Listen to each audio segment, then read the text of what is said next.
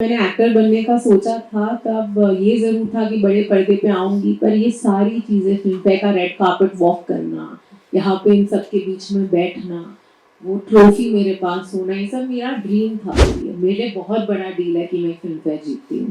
फ़िल्में बहुत पावरफुल होती हैं और अगर हमने उस पावर को, जो एंटरटेन करने का पावर हमारे पास है या जो सुधार लाने का पावर है, चेंज लाने का पावर है, लोगों को खुश करने का पावर है, अगर हमने उसे in our most honest truest way utilise नहीं किया, देन इट्स अ शेम। जो जितनी भी डिजिटल प्लेटफॉर्म्स है वहाँ पे जितनी भी कहानियां आ रही है वो इम्पैक्ट ड्रिवन कहानियां हैं।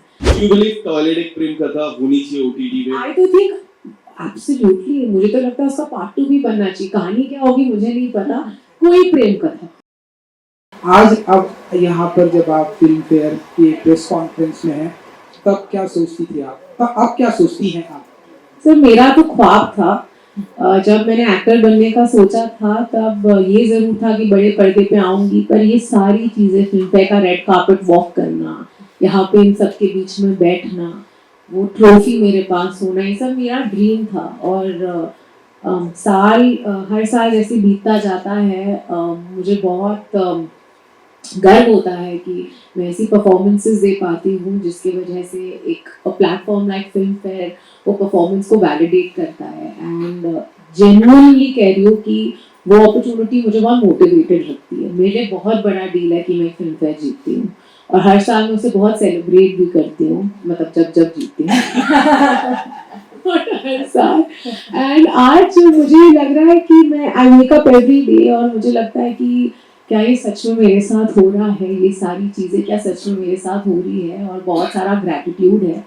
बहुत कम लोगों को ऐसी अपॉर्चुनिटीज़ मिलती हैं और हम जिन्हें ये अपॉर्चुनिटीज़ मिली है हमें सिर्फ कोशिश ये करनी चाहिए कि हम इसको मैक्सिमाइज करें, ऑनेस्ट रहें हमारे काम के प्रति, बिकॉज फिल्में बहुत पावरफुल होती हैं और अगर हमने उस पावर को, जो एंटरटेन करने का पावर हमारे पास है या जो सुधार लाने का पावर है, चेंज लाने का पावर है, लोगों को खुश करने का पावर है, अगर हमने उसे in our most honest truest way utilise नहीं किया, then it's a shame. And हाल फिलहाल में कोई ऐसी ओटीटी फिल्म या सीरीज आपने जो देखी हो और मैंने अभी वो आंसर दिए।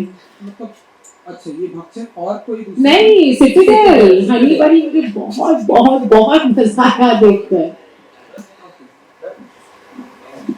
हेलो गुरु जी, मेरा नाम विशाल अंबानी है और मैं बजूका से हूँ। सो अक्सर मैंने ओटीटी पे एक चीज़ नोटिस किया है, जो सोशल मैसेज रहता है वो नहीं मिल पाता लोगों के तरफ से। मैं पूरा कंप्लीट करूँगा। एंड हाल ही में मैंने एक ओटीटी फिल्म देखी, दो पत्ती करके, जिसमें एक स्ट्रॉन्ग मैसेज था सोसाइटी के तरफ से।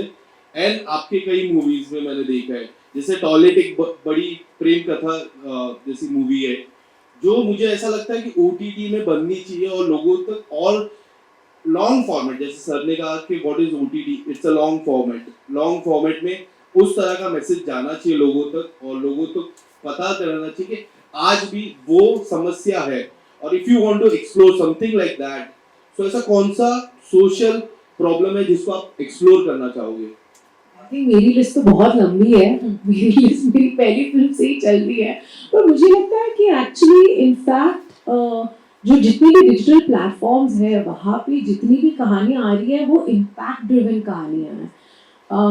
अगर आप मेरी पिछली फिल्म भक्षा की ले लो, that had a very very strong social message in it, और जो भी मैं आगे भी पढ़ रही हूँ, जो फिल्में मैं आगे भी पढ़ रही हूँ, that are meant for an OTT release, they all are very impact driven. अगर आप सीरीज भी ले लें, you know, I think a very great example is Hira Mandi. I think it was so empowering to our gender.